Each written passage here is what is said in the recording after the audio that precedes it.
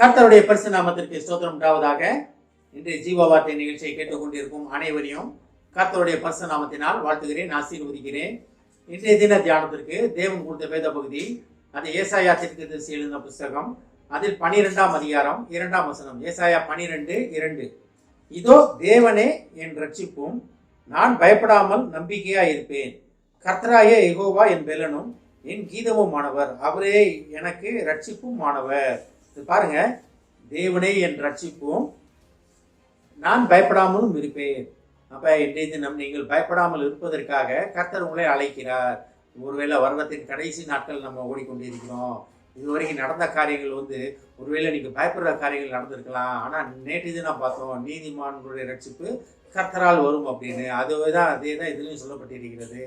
தேவனே உங்களுடைய ரட்சிப்பாகிய தேவன், ஆபத்து காலத்தில் அவரே அனுகூலமான துணையான தேவன் அவரு.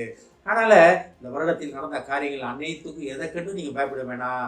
என்ன நடக்க போகிறதோ, எப்படி முடிய போகிறதோன்ற எந்த ஒரு கவலையும் இல்லை. புதிய நன்மையோட, புதிய கிருபையோட நீங்க புதிய வருடத்துக்குள் நுழைய போறோம். நம்ம அதில் மட்டும் நம்ம என்ன இருக்க வேண்டும். ஆனாலும் இந்த வருடத்திலே தேவன் சொல்லி நடக்காத காரியங்கள் உங்க வாழ்க்கையில் இருக்குன்னு நினைக்கிறீங்களா? கவலையப்படாதீங்க. இந்த குறிப்பிட்ட கொஞ்ச நாட்களுக்குள்ளாகவே தேவன் அனைத்தையும் செய்து முடிக்க வல்லவராக இருக்கிறார். அவருக்கு எந்த ஒரு தடையும் கிடையாது. அதை பெற்றுக்கொள்வதற்கு நம்ம தான் தடையாக இருக்கிறோம். ஏன்னா தேவனுடைய சித்தத்தை பரிபூர்ணமாக நம்ம புரிந்து கொள்ளாதனால்தான் நம்ம தேவனுடைய திட்டத்துக்கு தடையாக இருக்கிறோம்.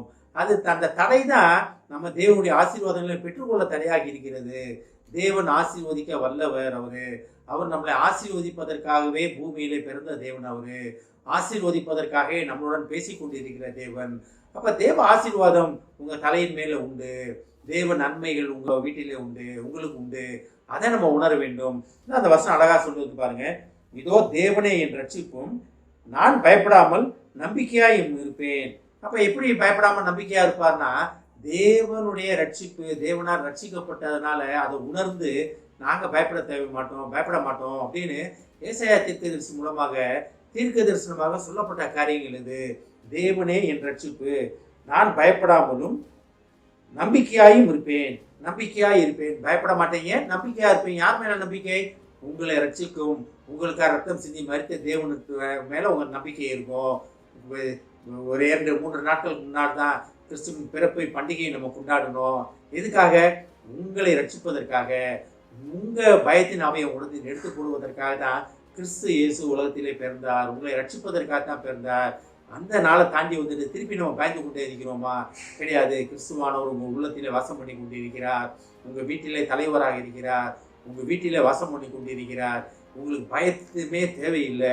உற்சாகத்தின் ஆவியால், தைரியத்தின் ஆவியால் உங்களை நிரப்பி இருக்கிறார். இந்த வாயிலை திறந்து அறிக்கையிட்டு கொண்டே இருங்க. கர்த்தர் என்னுடனே இருக்கிறார், நான் பயப்பட மாட்டேன், நான் உற்சாகமா இருக்கேன், நான் தைரியமா இருக்கேன், கர்த்தர் என் பாதைகளை பார்த்துக் கொள்வார் அப்படின்னு சொல்லி கொண்டே இருக்கேன். அது கர்த்தர் மிகவும் பிரியமான ஒரு காரியம். நிறைய நேரம் நம்ம பயந்து கர்த்தர் என்னை கைவிட்டாரோன்றதுனால தான் நம்ம வாழ்க்கையில் இவ்வளோ போராட்டங்கள். கர்த்தர் ஒருபோதும் கைவிடுகிற தேவன் கிடையாது. இந்த வசனம் எப்படி முடியுது பாருங்க. கர்த்தரா யெகோவா என் பெலனும் என் கீதமுமானவர், அவரே எனக்கு ரட்சிப்புமானவர். திருப்பி பாருங்க, அவரே எனக்கு ரட்சிப்புமானவர். அவரே என் பெலனும் என் கீதமுமானவர். அப்ப தேவனை அதாவது ஒருத்தன் சந்தோஷமா இருந்தா சங்கீதம் பாட கடவன் அப்படின்றோம். அதாவது தேவ பிள்ளையில உங்களுக்கு நல்லாவே தெரியும். சந்தோஷமா இருந்தேன்னு வச்சுக்கீங்களேன், உங்களை அறியாமே உங்க வாயிலிருந்து பாடல்கள் வரும். இது என்னன்னா, உங்க ரட்சிப்பின் தேவன் உங்க வாயிலிருந்து உங்களை பாட அனுமதிக்கிறார், பாட உங்களை உணர்த்துகிறார். பாடுப்பா, சந்தோஷமா இருக்க, கீதத்தால என்னை சந்தோஷப்படுத்து, நீ பாடு, நான் கேட்பதற்கு ஆவலாக இருக்கிறேன் என்று சொல்லி கொண்டிருக்கிற தேவன். அதை நம்ம உணராம பாடிக்கொண்டே இருக்கோம். நிறைய நேரத்துல தேவ ஆவியானவர் நம்மளை பாடுவதற்கு நம்மளை ஏவுகிறார் என்று தெரியாம நம்ம பாடுறோம். இந்த அனுபவத்துக்குள்ள எல்லாமே வந்திருப்போம். ஆனா இன்று தெரிந்து கொண்டீங்க, அதை தேவ ஆவியானவர் உங்களை பாடுவதற்காக ஏவி கொண்டிருக்கிறார். அதான் என் கீதம், என் பெலனும். அப்ப தேவனே பெலனும், தேவனே உங்களுக்கு கீதமுமாக. கீதம் எப்போ வரும்? சந்தோஷமா இருக்கும்போது தான் பாட்டு பாடுவீங்க. சோகமா இருந்தீங்கன்னு என்ன பண்ணுவீங்க? பாட வசிப்பீங்க, அழுவோம். ஆனா சந்தோஷமா இருக்கும்போது பாடல்கள் தான் பாடுவோம். அப்ப என் பலனாகிய கர்த்தர் உங்களிடத்தில், கர்த்தரின் பலன் உங்களிடத்தில் இருக்கும்போது நீங்க உங்க வாயிலிருந்து ஜெய கீதங்கள் தான் வரப்போகிறது. இதை கேட்டுக்கொண்டிருந்த தேவ பிள்ளைகளே, கர்த்தரே உங்களுக்கு பலனாக இருக்கிறேன்னு சொல்லும் பொழுது, கர்த்தரே உங்களுக்கு ரட்சிப்பாக இருக்கும்போது சொல்லும் பொழுது இதுக்காக பயப்படணும். இன்றைய தினத்திலிருந்து தேவனுடைய பலத்தை உணர்ந்து அவரு கூட ஜெய கீதங்கள் பாடுவதற்காக கர்த்தர் உங்களை அழைக்கிறார். அழைத்தவர் உண்மையுள்ளவர். ஆமென். ஜெபிப்போம். எங்களை அதிகமாக நேசிக்கும் அன்பின் பரலோக பிதாவே, கர்த்தாவே, நீரே எங்கள் பலனும் எங்கள் ரட்சிப்பும் எங்கள் கீதமுமாய் இருப்பதற்காக நன்றி ஆண்டவரே, நன்றி ஆண்டவரே. நாங்கள் பயப்படாமல் உண்மை உறுதியாக பற்றிக்கொள்ள எங்களுக்கு உதவி செய்வதற்காக நன்றி ஆண்டவரே. நீர் எங்களுக்குள் வாசம் பண்ணுவதை உணர்ந்து உங்களுக்கு நன்றி சொல்கிறோம் ஆண்டவரே. அந்த உணர்வின் ஆவியாளர்களை நிரப்பியதற்காக நன்றி ஆண்டவரே. இதை கேட்டுக்கொண்டு ஒவ்வொருவரையும் ஆசீர்வதிக்கிறோம் அப்பா. ஒவ்வொரு குடும்பத்தையும் ஆசீர்வதிக்கிறோம் ஆண்டவரே. குடும்பத்தில் உள்ள ஒவ்வொருவருக்கும் நீலே பக்க பலனாகவும் அவர்களுடைய ஜெய கீதமாக நீர் இருப்பதற்காக நன்றி ஆண்டவரே. பேஸ்தாமே,